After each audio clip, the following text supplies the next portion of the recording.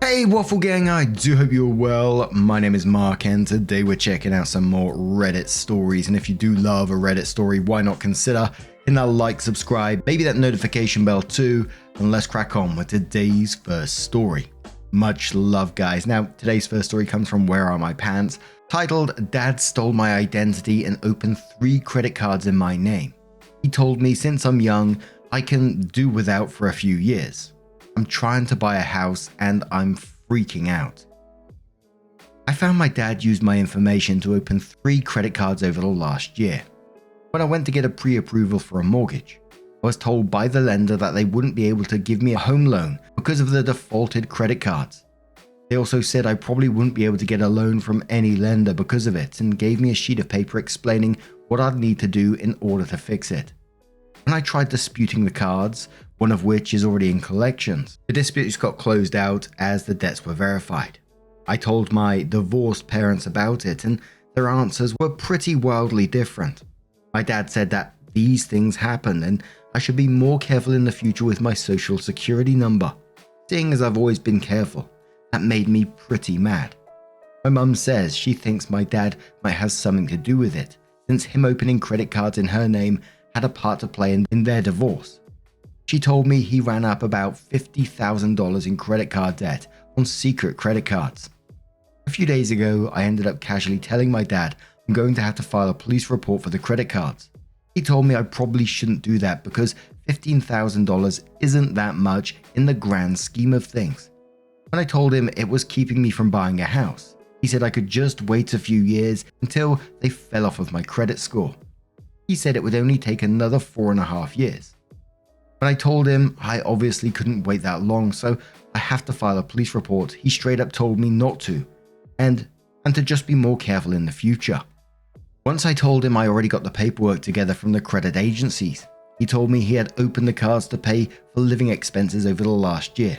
He said his work slowed down a little bit, but he'd do what he could to help pay it off. He said it would ruin his life if he went to jail. I'm leaning towards going to the police anyway, but I didn't right that minute. I have everything in front of me today to go make that report. I guess I just want to make sure turning over to the police is the right thing to do here, especially if I'm wanting to buy a house this year. Now obviously I'm sure the comments and everyone else is going to tell you that you need to report this ASAP because, you know, he said to you, he said it would ruin his life if he went to jail, whereas he's ruining your life right now. He's doing that to his child right now, and has a history of doing it with his wife clearly. Infamous ad says report him. The same thing happened to me after my parents disowned me and I was in undergrad. I learned a lot about personal finance and got it sorted out and paid off the credit card bills. Then I found my dad trying to do it again. Told my family to stay away from me and gathered evidence that I would take them to court for the debit and identity theft. The fact that your dad is so nonchalant is giving me PTSD. Sign up for credit checking and/or credit monitoring service to prevent any further activity, and definitely file the police report. Curious is the George says my father didn't report my grandfather when he did the exact same thing. Even if the debt gets paid, it has much longer impact than 5 years. Also, if you don't report, he will do it again. It hurts, but report him for fraud now. He doesn't love you enough to not fuck you over. He's just looking to see if he can get away with it. Rude Veterinarian says it's a lot more than just buying a house. These days, landlords want 700 plus credit scores just to rent. Many jobs require decent credit scores. I had to have a credit check recently for a practical placement because I'm updating my nursing degree for a medico-legal position. What if you need a car or to finance major car repairs? For all intents and purposes, your dad has sabotaged your life. File the police report. And one more comment from Altruistic Locke who says, turn your father in for identity theft. This is absolutely unforgivable. This is a felony, so 3 counts at least of identity theft, and yes, it is that serious. Identity theft is a form of murder. Your credit report will be scarred for life. He foobarred you from getting a house for at least 10, if not 15 years at least. Some banks will never borrow to you. You will always have at least 2 times higher interest rates. You need to get this wiped off your credit report. His BS about you can do without it for a few years is an outright lie. This will cost you jobs, promotions, any security rates job. No, this is very serious. I would call the FBI. Multiple cars, what else is this man doing for money that is illegal? Get a lawyer. Relation or not, this is highly illegal. You want a home. If you want a home, do it today. What your father did not tell you is even after 7 years, a large mortgage company will still look at you, your RSS number, as a fraudster. He had problems in his life, so he decided to screw his kid for decades. I wish you luck. This will get ugly.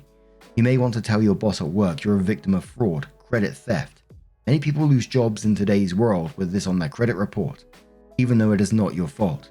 Your father sounds like he's going to let them all go to collections also. And absolutely, I agree with those comments, especially with the nonchalant attitude towards it all. Like he said, it would only take 4.5 years, and also says stuff like he'd do what he can to help pay it off. It just says it all to me about his attitude, especially with his past history of this at the same time. OP comes back in with their first update and says, I spent about half of the day reading everyone's comments and it pretty much solidified what I was going to do. The process itself was pretty easy. I went to the police department and the person at the front desk had me wait about 10 minutes before an officer came out. We talked for about 15 minutes and he made copies of all the paperwork I gave him. He told me the case would be assigned to a detective on Tuesday, gave me a pamphlet they have about how to contact the credit agencies. I was given a report number and was told I could use that now to start disputing the accounts. The detective is going to follow up with me in the next couple of weeks. I asked what would end up happening to my dad and the officer said it looked pretty clear cut to him, but the charging decision is 100% with the state attorney's office. He said if they decide to pursue charges, he'll likely get a warrant put out for his arrest. He also said typically, if this is his first felony, he's probably going to get some sort of pre-trial diversion with court supervision or probation. He probably won't go to jail for years, but if he gets picked up on a warrant, he's going to spend at least a little bit of time behind bars. I've decided I'm okay with that because it's obvious to me he did this purposely. He's never been arrested before, so hopefully this is a wake-up call for him. At the same time, he completely did this to himself. I'll update whenever I learn more. So there was a lot of congratulations in the comments on that update, just saying well done for OP for making that step, saying they know it's difficult, but something that needed to be done. OP came in with another update and says there's been some good, a little bad, and a little real bad progress the past few days. The good, I used my report number and disputed every account. When I checked my credit last, which everyone should be doing regularly, the one with the lowest balance was already off of my account. The other cards in the collection account are still showing, but I have hope they'll be falling off in the next few weeks. I also received a call from someone at the prosecutor's office who had a couple of extra questions for me and asked if I'd be willing to testify if they charged him. I said yes, and they said they would be making a decision on their charges before the end of the month. The bad, obviously someone talked to my dad about this because the last time he talked, he scolded me for going to the police and hasn't talked to me since. One of my brothers was also pretty mad at me about it and hasn't talked to me in over a week. The rest of my siblings and my mom understood where I was coming from. The real bad. One of my other brothers, not the one who was pissed, found 2 open credit cards on his credit which weren't his. He checked his credit score for the first time in a couple of years and he said it was down about 150 points from where it used to be. He's now in the process of dealing with that. He doesn't have any positive proof yet that it was our dad, but the fingers are pointing in that direction. It still blows my mind that dad could do this to his own children. I'm moving forward though. I still hope to be able to purchase a house before the end of the year. OP added a comment below that one saying, also, I think all of my other siblings, there are 6 of us, are checking their credit too. Probably for the best. The second top comment on this one from Doctor says, I'm not a psychoanalyst, but something tells me he has an addiction of one kind or another. I've seen this behavior in others, mainly friends, family members, or significant others, and there is always a root cause related to addiction, whether it's gambling, drugs, alcohol, or all of the above.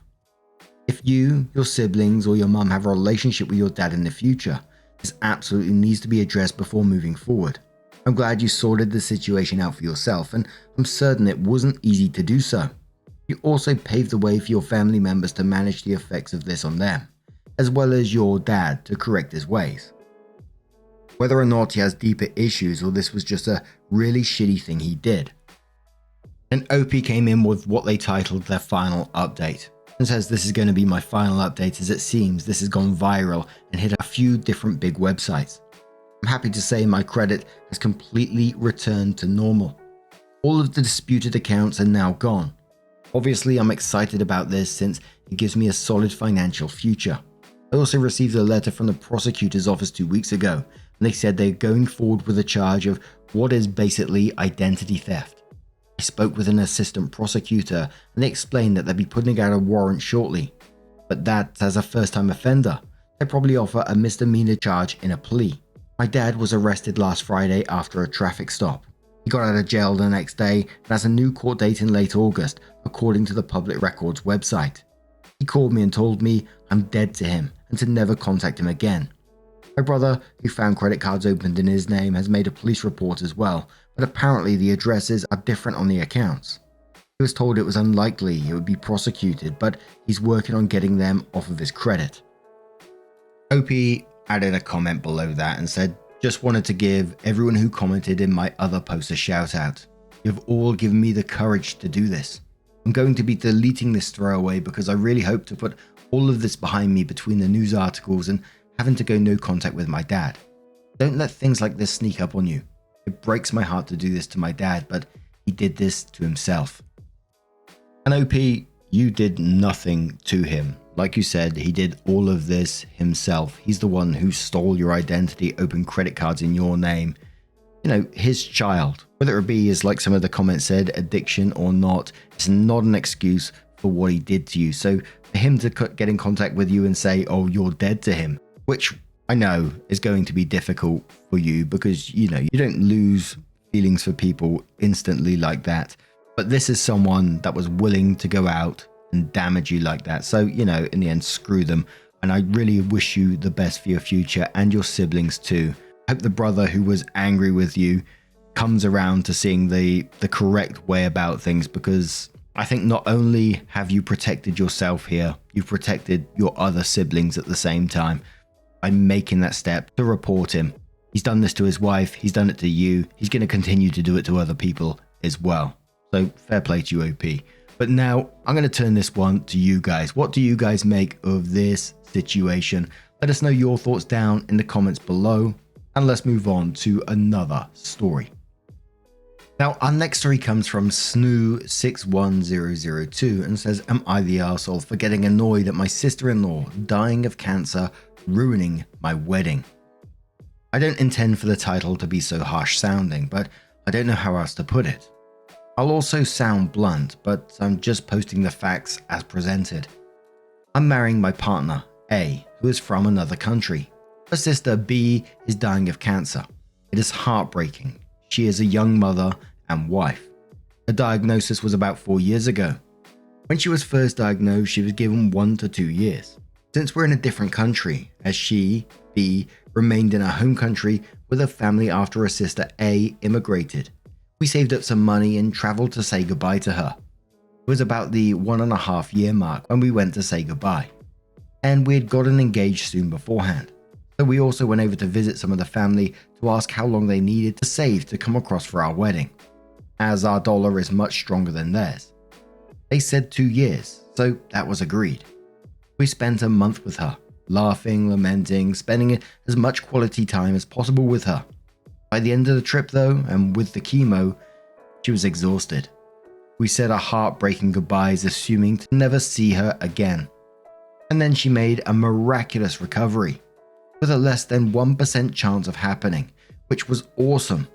We, along with our other family members, had also immigrated, such as her father and brother, decided to put money together and support her to move over here to spend the rest of her life with us. That was about a year ago. Now, my partner and I are getting married in 2 weeks. All of her family are coming to visit. It's a big, joyous occasion with lots of travel. We forked out thousands to help her family get here, and they're all staying for a month or so to celebrate our wedding and spend time with us. 2 weeks ago, B got a bad diagnosis. They found lumps, and they said she has about a year left to live. She, for obvious reasons, didn't handle this well and lashed out at us in our wedding, telling us not to talk about it around her. My partner has always kind of lived in her older sister's shadow, so she was really excited to be celebrated and made a fuss of for once. But B has told everyone about her diagnosis and has started saying, "This is the last time I will see most of you." Now the focus is completely off my partner and on our wedding, and is absolutely about B. I feel heartless and heartbroken, but I'm frustrated by this. She's been going out of her way to make sure the people who are coming across, who we have paid thousands for flights, not that it matters that much, are spending as much time with her as possible, as this is the last time she will see them. Now, this period of joy and celebration has an undeniable black cloud hung over it, and people very obviously have stopped making my partner feel special. On top of this, B has maintained her stance that we will not talk about our wedding around her. But the big issue is that B got married during COVID, so never got a father/daughter dance. She wants to have one at our wedding, after my partner has a father and daughter dance, with her own song, which, to be honest, sad as fuck. I have said no, because my partner wanted to say no but felt too guilty, so I had to be the bad guy. I told my partner that if we're not to talk about our wedding around her sister, then I don't want her sister talking about her dying around us. Now I'm being called an arsehole. I do absolutely feel like one, but I also feel like this is grossly unfair to ask us to brush our wedding under the carpet because of this. Am I the arsehole? Edit. Sorry, I just woke up and will work through the many comments as fast as I can. I really appreciate all the views and discussions. It's precisely why I came here. Genuinely, thank you. Consistent Reward says, in fact, saturate the before with her so it can't be a topic during the wedding. Rehearsal dinner? I just want to say how happy I am that my sister can be here, and as a gesture, she will have this dance right after we leave. Urban Landmine says if the sister doesn't want to hear about the wedding, then she can't make any plans regarding the wedding. If she is requesting a father-daughter dance, then she can have it after the celebrations are done, when everyone is out on the dance floor dancing. That way the focus was still on you as a couple, and she still gets her wish. Cancer sucks, and people who are dying from it are understandably upset. I'm sorry that it spilled out on you, but getting mad at her will only reflect poorly on you. Mizzy Von Muffling says, if true and she was given a year to live, she could give her sister that one fucking day and stay quiet. But no, she makes it about herself. Her missed dance, her missed whatever, and ruins the day for you guys, that way assuming she's telling the truth. I get weird vibes. If I were you, I'd go to the courthouse/elope without telling anyone and cancel the celebration and have one way later. Opie says we considered this. My partner had a breakdown over it and said she wanted to do this. I asked her if she was sure. We had a conversation and she changed her mind. We've done too much, prepared too much, gotten too excited for the whole time together to just pull the plug. And there were several commenters really questioning, does she have the cancer again? Obviously saying, this is a shitty question to ask, etc, etc. But Opie was responding to them and said, you're right, I'm really struggling with this thought. But if she makes another miraculous recovery, I'm going to feel like a massive dick. Because everyone will be celebrating, and to be honest, I'll be furious, jaded, and distrusting. My father is a very distrusting man. He raised this exact same point, and he said he's not sure if he believes the diagnosis is as bad as she is saying it is, but we'll see, in the worst way possible. So, OP comes in with our update and says people asking for updates about my post a couple of weeks ago. The lead up to the wedding was a bit nightmarish. Sister-in-law tried to tell someone that they couldn't come to the wedding because of something they said. They told sister-in-law she could only afford a really nice new car because she and her partner are staying with her dad, and he's paying all her medical bills. We curbed that by changing our seating plan last minute, asking the person to come, and he still came thankfully. Then the plan was to go up to the town the wedding was in for a few days for my wife to spend time with her family. We paid for her little brother and little cousin's accommodation because they couldn't afford it. Week of wedding, sister-in-law convinces both little brother and cousin to only travel up for only the wedding, not to stay with family. Sister-in-law wasn't traveling up because of some vague and changing reason. There was a fight on their family side. It supposedly got resolved and sister-in-law got given the hard word. But then little cousin didn't come up with family and stayed home with sister-in-law. So I told my partner to directly pass this on to sister-in-law. I was in a different accommodation for the lead up. If there is a medical event, I'll call and cover the cost for an ambulance at the smallest hiccup. If she plays up, her husband will take her home immediately and without argument. or myself and the other two ex-bouncer groomsmen will kick them out. If a family don't want this to happen, then they will get this sorted before I do because they've disappointed me with their soft approach. And now they've all been warned. Edit. The dance happened, but on our terms. It was when the dance floor opened to everyone and was a happy song. And the day went off without a hitch. It was beautiful, perfect, happy fun, and everything we wanted it to be. No drama, no major issues. And my new wife loved every moment. She was spoiled and made to feel special. Thank you all for the suggestions and kind words. We assigned mother-in-law to sister-in-law for the day. There was almost a hiccup when sister-in-law's uncle reversed her brand new car into my ring bearer's car. And sister-in-law started firing up. But it was curbed. A beautiful day because of your guys' support. So truly, thank you. OP later comes back into the comments about if the cancer was real and said they did have confirmation on the diagnosis but not the severity, but they're just not sure how bad it is yet. All I can say is that I'm glad that things did go in a positive way for OP and that they made the dance on their terms and, you know, their wedding just was a positive experience and that OP and wife was made to feel special and not overshadowed on that particular day. But now I'm going to turn this one to you guys. What do you guys make of this situation? Let me know your thoughts down in the comments below. That's just a huge thank you from the bottom of my heart for getting involved in today's stories. Your love, your support, your time always means the absolute world to me. So thank you so much. And hopefully I'll see you in the next one. Take care and much love.